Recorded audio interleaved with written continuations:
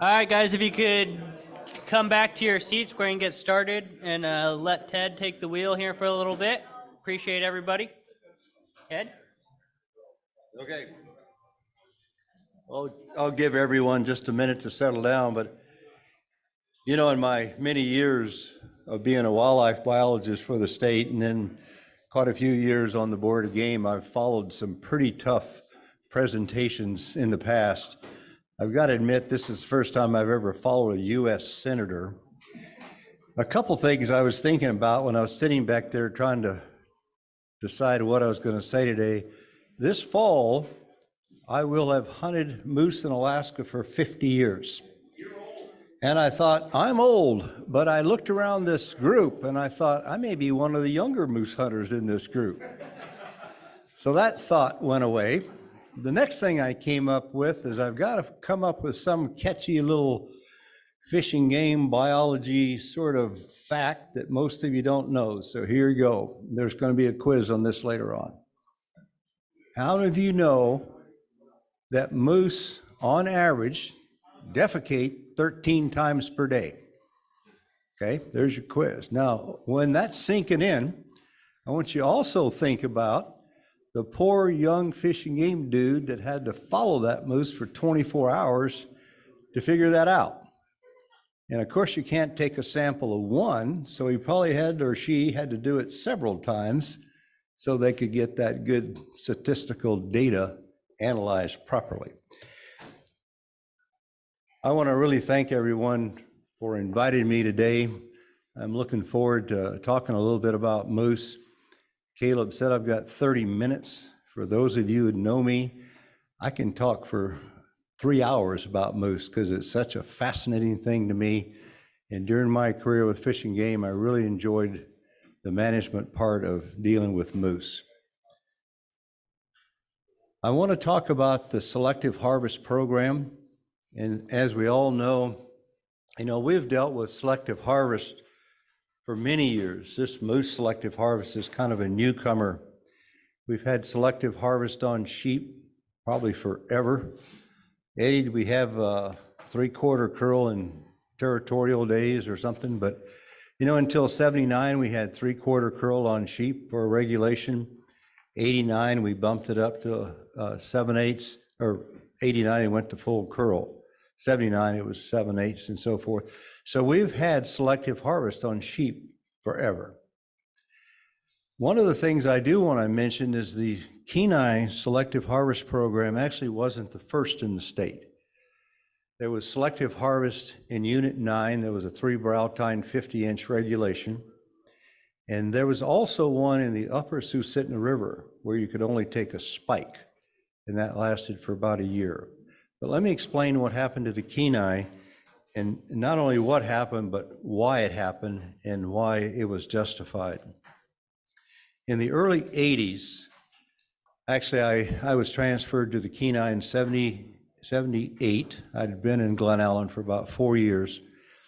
So I was moved there, and one of the first things I recognized on the Kenai is although there were a lot of moose available, it seemed like there were a lot of young bulls being taken and not a lot of older bulls being taken. When I would attend the advisory committees, and we had 6 of them, one of the common things that came up is we need to close the season for 5 years so we start getting bigger bulls on the Kenai. And I hunted the Kenai hard, I hunted every year. And there was no doubt that you would hunt the entire season, and if you would see a bull, you'd shoot it. And generally, it was a yearling bull. I've taken quite a few of them. So I was concerned about that, and I was concerned about the concept and the comment from the public, especially the advisory committees, that we ought to close this season for 5 years. So I started looking around and talking to other biologists across the state and some Canadian biologists, 2 of them in particular, Ken Childs and Vince Crichton. They're world-renowned moose biologists. And they had, maybe they still have it, but they had a selective harvest program in Canada. And what was interesting is they allowed anyone to shoot calves. Now, I was just appalled at that because of our high predation rates. But they said anyone can take a calf, fairly long seasons, permits for cows, and a few permits for what they called a tri-palm bull, 3 brow tines. So I thought, well, that's an interesting concept. So I went back to the Kenai, and during our November surveys, I started separating out bulls. Yearlings as spike fork, 3 points or more to a side, mid-sized bulls, and large bulls. Those are over 50 inches. I couldn't always see the brow tines from the air, but I tried to judge that as well. So after about 3 years of collecting that data, it became fairly clear that we didn't have a whole lot of big bulls. And I'd really like to get into the breeding strategies of bulls, but I know I'm gonna run out of my time here real quick. But anyway, I was really concerned about our young bulls doing a lot of the breeding. And the point here is that young bulls, like maybe teenage boys, are not very efficient. Also, we learned from the Moose Research Center that once a cow establishes with a large bull, they won't stand for a young bull. And what happens in that event is they miss that estrus cycle. It's very short. So then they come in 25 days later, they throw a calf in late June or early July. That calf has, poor chance of making it through the winter. So I was really concerned about that. So I started looking in and getting into all of these different ideas and talking to different biologists across the country. And I kind of came up with this spike fork and take the smaller ones. I also looked at a bunch of weights. And the spikes in the forks were about 200 pounds less than the 3 and 4 and 5 point yearlings we had at the Moose Research Center. So there was a clear difference in the size of these animals. And that relates to survivability. So I thought, okay, bigger yearlings, they're going to be bigger the first winter and they're going to survive better. So from there, I thought, okay, but a couple people said, we don't want to just hunt spikes and forks. What if you see a 60-inch bull? We've got to be able to hunt the big bulls. So then I started looking at the brow tine thing and looked at the Unit 9 information. It was pretty clear that you could have, I'm going to get up close to this mic so you can hear me, you could have something on both ends.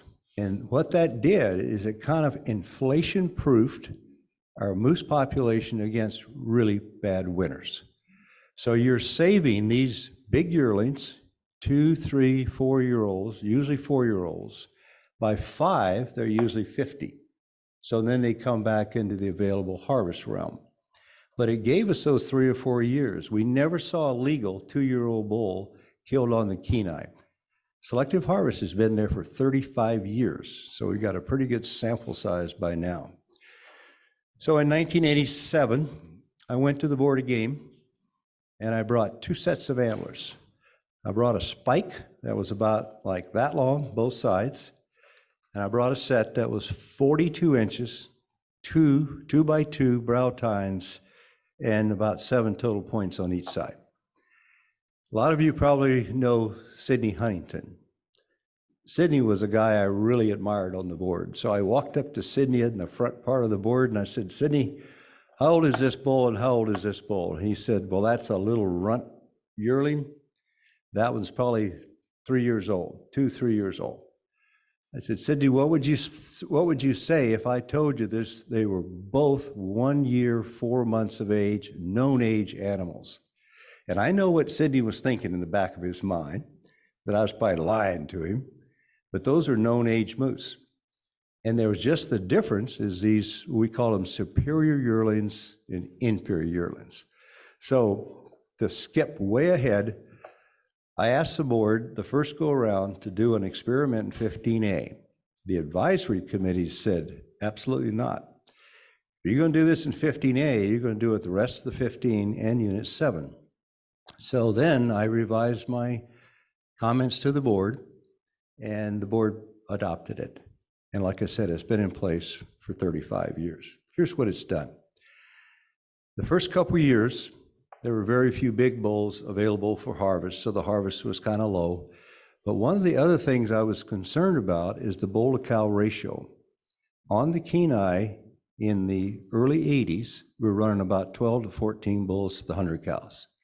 We wanted around 20 bulls to the 100 cows. As soon as we put the spike fork 50-inch 3 brow tine in play, then it jumped. And then in a few years, it was up to about 30. Right now, it's still around 30. Now, it's gone through a couple changes over the years. We had a series of really bad winters, and we lost a lot of moose. And because of that, our bull-cow ratio came down. And I was on a board at this time, and we changed the brow tines to 4. And I'll tell you, it really made a difference, but it really wrecked the hunting. So the harvest was really low for a couple years, but then we said, okay, now that the bull numbers, the bull-cow ratio is up again, then they went to 3 brow tines. Here's something else that the Fish and Game put a proposal in to change several years ago, and I think it was an excellent idea. We got away from killing forks. And the reason for it is a lot of these bigger yearlings during the first part of the season may have 4 points, but they're not full points. They're not 1 inch long, measured 1 inch or further down. They're not, like a finger. They're not a full point. So what they were doing is these hunters, I don't blame them. It was legal. They were killing a lot of these young bulls that would have been illegal.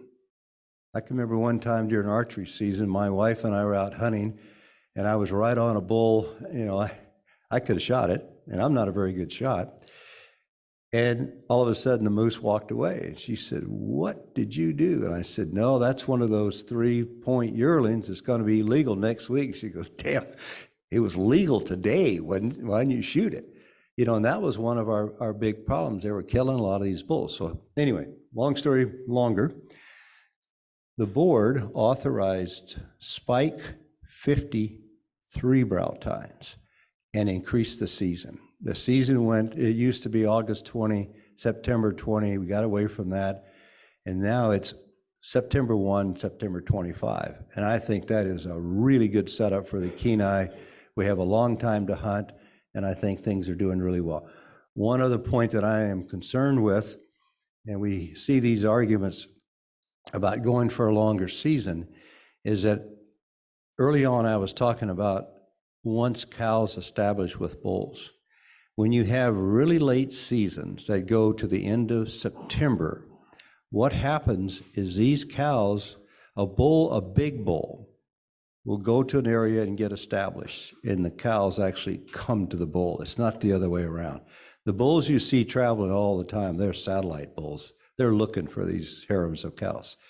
So what happens if you kill one of these big herd bulls, harem bulls, it takes a while for that cow to get reestablished with another bull, and then she usually cycles out and they don't get bred in time. So that's one thing we do worry about with really late hunting seasons. I asked, I'm going to blame Rick on this. I asked him to bring me some really tough antlers so we can, look at them and everything else. He brought the 3, maybe he didn't bring them all. Maybe Bill was going to bring me some too, but these are all dead simple. These are really easy. But one of the things I do want to encourage you to do, and I'm going to quit here because I know my time's running out. The Department of Fish and Game we've done 2 of these "Is This Moose Legal?" videos. I helped do one in the 80s when it first started, and compared to this one, I can tell why they did a new one. So this one is really well done. It's kind of long, but I'll tell you, if you go through this, I have 3 copies I can leave with you, but if you go through this and really study these moose, it will give you a real hands up and head start on determining a legal moose.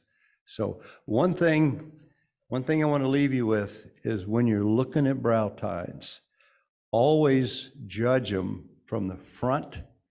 And if you have them with their heads tipped down, it's even better. And here's a caution, and I struggle with this one. Don't judge them from the back. When a moose is walking away from you, for me, they always look bigger. And then when they hit the ground, Rod, they're not as big as they were when you first looked. So be careful judging moose from the back when they're walking away from you. Another thing that I've learned hunting moose is you want to see if they're cupped in or they're laid out. It really makes a difference on spread. You get some of these bulls that look really good, but they're kind of cupped in, and I guarantee you they'll be a 48-inch bull every time. These guys right here, these are the killers right here, because they're, high 40s. Now, good thing is they've got brow tines on both sides if you're in the 3 brow tine areas. So I see Caleb's picking up his microphone. So I'm going to thank you very much. I'm going to quit. Bill? Kind of my own little study that I've been doing. I've been hunting moose my whole life, so I've taken a few moose in my life. That I've noticed that since the spike fork 3 brow tine 50 went into effect, I've noticed that a lot of the moose that I've taken over the last 10 years don't have 3 brow tines anymore. Are we culling that particular genetic strain out of our population by doing that? I'm glad you asked that question, because I don't have an answer. But I do have an opinion on that. If you're a rancher, you would not cull your best bulls every year. And we've heard that a lot about selective harvest. Here's the only thing that I can tell you that I do know. One is we don't know the contribution to the cow when it comes to genetic makeup. The female has got to have some input into that. The other thing is, if they're bred by these mid-sized bulls, which may be a 45-inch 3 brow tine or whatever, they're probably passing on the genetics for a larger bull as it gets older. The other thing that we do know is that not all bulls are taken every year. When you look at our surveys, it's common to see some mid-60s, upper 60 bulls, especially if you get in the backcountry where people aren't getting to, that probably breed a lot of those cows. I'm not a geneticist, but I know that I've asked people that are a whole lot smarter than I am about that, and they said that is something it'd be really difficult to prove. Kenai, like I said, we've been going for over 30 years now, and they're still killing big bulls. They're still killing 4 brow tines.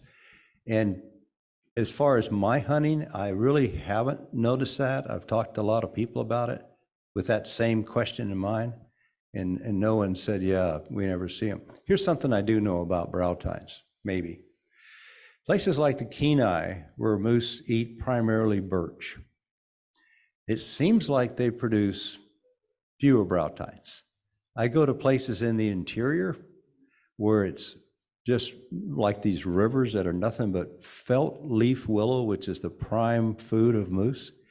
You go to places like that, and now they're like that. They have 4 or 5 brow tines. Even young bulls have a lot of brow tines. And I've talked to a lot of people, people that have really done a lot of work with moose. And the consensus is that moose that live on willow produce more brow tines.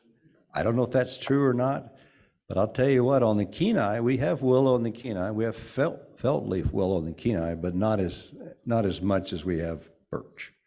So our moose on the Kenai live primarily on birch. So. Hey, Ted, a couple questions from the general public that we had specifically around that issue is there was kind of a big deal last summer with several bulls taken in your area in the Kenai Peninsula that I know you're familiar with regarding brow tines when they had to go seal those moose. So talking to some of those newer hunters, it seemed like a lot of those moose that were taken and questionable, it wasn't the big 50-inch bulls or questionable right on the 50. It was a lot of maybe lower 40 bulls with kind of some funky considerations on the front in terms of brow tines. What advice would you give to those newer hunters that are out there hunting with their kids and their family, seeing those 3 brow tine bulls that are kind of questionable? And in your opinion, why were those bulls taken and were they justified? Okay, there's at least 2 questions there. The first answer is don't shoot it. don't shoot a questionable bull. Take your time. The thing about moose hunting, usually you have a lot of time. I really enjoy calling moose. And when you're calling moose in, you usually have a lot of time to look them over. Now, since I've been hunting with my wife, I don't have a chance to hunt moose anymore. I think she's killed like 7 moose now. She's the moose hunter, I'm the packer. So that's the first thing. As far as, advice to the public, I'm well aware of these cases. I've been involved in 5 cases representing the hunter going to court. We won all 5. I'm involved in another one right now. It's been postponed. It's dead cinch. They're going to lose this one too. The court's going to lose this one. A guy from Homer took the moose. I don't understand what he's talking about at all. There is a proposal that'll come before the board here starting the 17th. It's proposal 132. It asks to do away with the requirement to seal antlers from Calgon. Calgon's in 15B. I'll tell you what I'm going to do and what I've already done in my personal comments. I recommended that the board amend that proposal to include all of 715 and do away with the requirement to seal antlers. And the reason I'm saying that is twofold. Not so much that people make mistakes on judging them, but the Kenai is the only place in the state where you have to turn antlers in to have them measured. The only one, and we've been doing this for a long time. Calgon, I can understand Calgon, they were doing some research there. That's kind of over with now. The Kenai, we were worried about illegal harvest. We've been through that for about 10 years now. We got that sorted out. So it's time to do away with that regulation. So that's my opinion on that one. I know I've overdone my my 30 minutes. Wayne? I'm still amazed at how many people that have been hunting a long time still don't really know what a bay tine is. Could you define a bay tine for us? Yeah, I can. It's real simple. It's that right there. Anything that occurs beyond the brow palm and the main palm in that big wide bay is a bay tine. And here's the thing that you always need to think about. And I wish we had some really messed up ones to look at. Brow tines or points originate on the first branch. So you start at that burr and you start up down the main beam and you look at the first branch. And some of these issues that I've been involved in, people say, well, how long did it take you to figure it out? I said, about 3 seconds. The definition is as clear as we can get it. The board really struggled with that definition. It was rewritten several times. The point was rewritten. Finally, I've been a measurer for Boone and Crockett since 1987. So I went back to the Boone and Crockett people and I said, do you mind if we use your definition for a point? And they said, well, it's been working for 100 years, why not? So that's where that definition of a point came from. No one up here thought about that. That came from Boone and Crockett. So, but yeah, Wayne, that's always a tough one. And here's something else that was always our policy when I worked for Fish and Game, is that if there was ever a discrepancy and you asked 2 or 3 guys, protection officer, a couple biologists, and there was an argument between them, tie goes to the runner, hunter gets to walk. We never took a case when I worked for Fish and Game to court that we lost, never. And I think just good common sense. And, we're all hunters out here. You're out there late in the evening, it's getting dark, you got a bull, you're working out there, he's coming in on a call, and it's late and he's 100 yards out. It's sometimes hard to see all those brow ties. Now, ethical guy would say, okay, I'll walk away, I'll try them again tomorrow. But, I've been a moose hunter for many, many years. It's tough. I'll tell you one quick story and I'm going to quit. I took a young guy this year that's never killed a moose before. And I said, no, whatever you do not shoot till I tell you it's a legal moose. So I put him on a moose, called it in, but it's out there, it weighs 296 yards. This guy is an unbelievable good shot. I said, just wait. So I looked at him, I'm looking through my binoculars, and he's walking away from me. But I did see him turn one time, and I said, he's got one brow tine on one side and two on the other. And I just kind of whispered, I said, I think he's about 52 inches. Boom, the guy drops him. Let me tell everybody in this room, Rod Arnold, my heart was up in my throat walking to that moose. I thought, God damn it. You know, here I've been complaining for years about this selective harvest, and here I let this guy kill illegal moose. Well, he turned out to be 54 and change, and I'll tell you, my heart started beating again, and I thought, oh my God. That's the longest walk you'll ever make in your life unless you really take your time and make sure that that moose is legal. And we've mentioned that. I've mentioned that to him a few times about what he did to my health status on that day. Anyway, I'm going to quit. Sam. Yeah, I got a question for you. You know, when fishing game measures a moose, do they go tip of the tip, point to point, or do they go the widest point? One side or the other? You're building a box, and that box has to be wide enough to slide that antlers down in there, and it's a measurement that's the widest point perpendicular to the center line of the skull. So it's, Could be horns could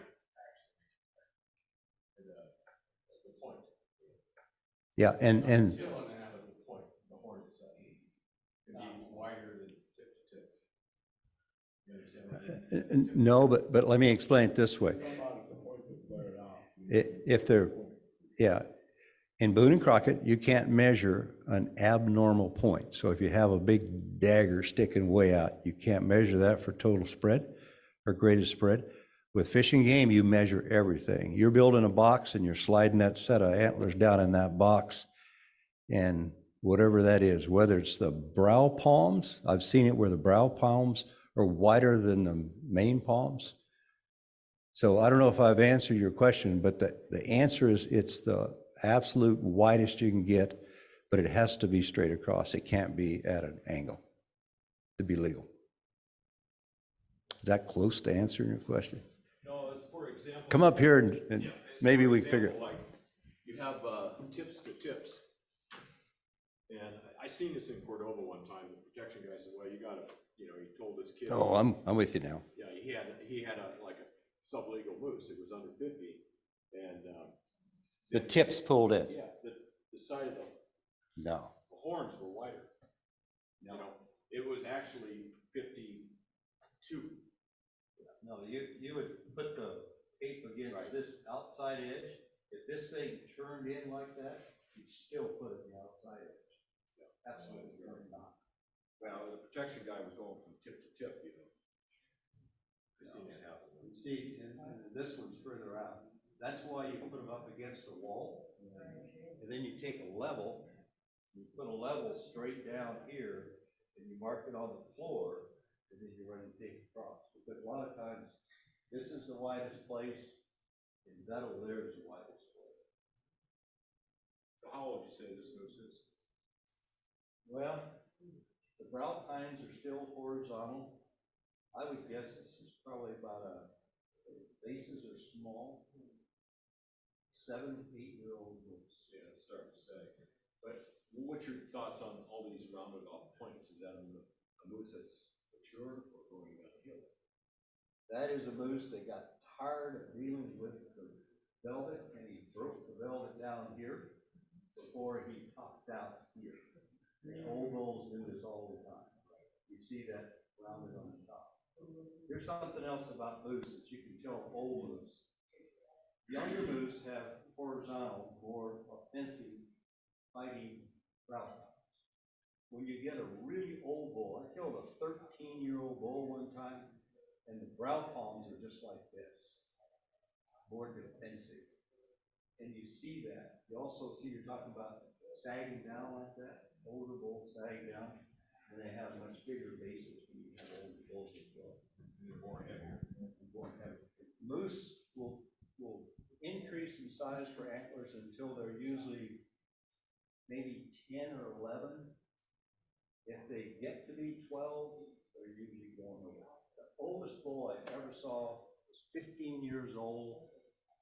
It was about 48 inches. It had big, long brow tines. It was killed by a 15-year-old boy, and it was under the 50-inch. And his dad said, you know, I'll take the ticket because I told him to shoot it. And I said, why don't you take your son and go home? Anyway, that one kind of even makes me emotional, talking to that guy. But anyway, that, you know, that's just, it's good common sense. Ted, last question. You said in your story you saw that moose and you said it was about 52 to 54 right before he shot. How'd you determine that? Okay, I use a lot of things. One of the things that I use, and I want to caution you on this, that moose was walking broadside for a little bit, and he turned at a complete 90-degree angle,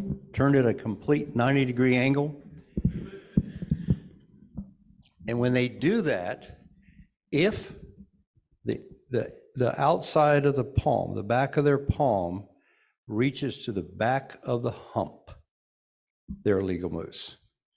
But let me caution you.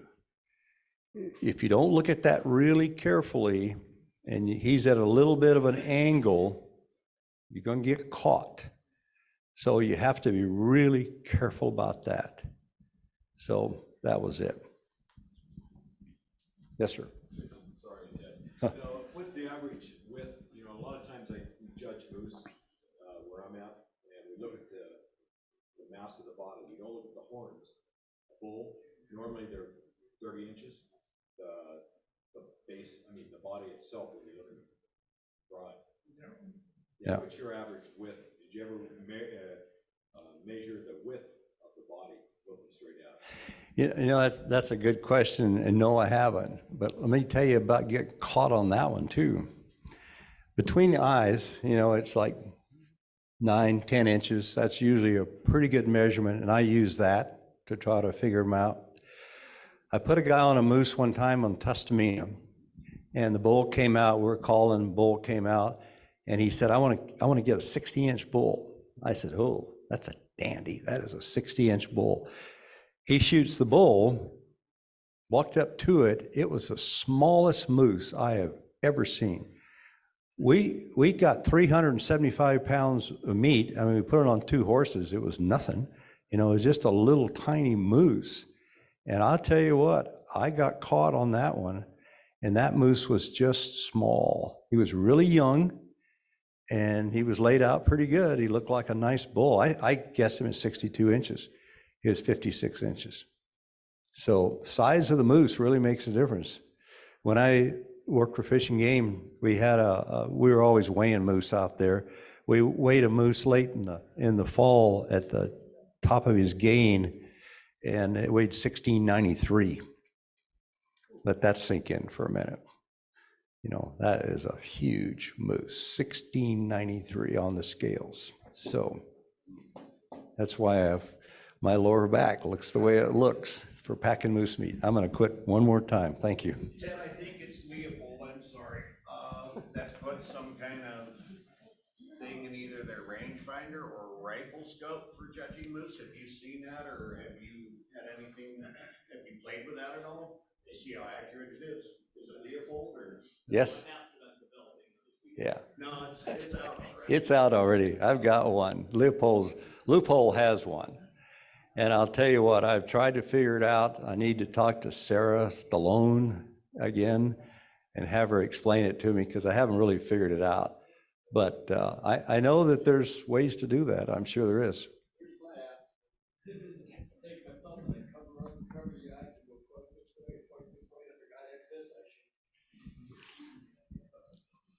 I was going to make a comment, but I'm going to let that one ride.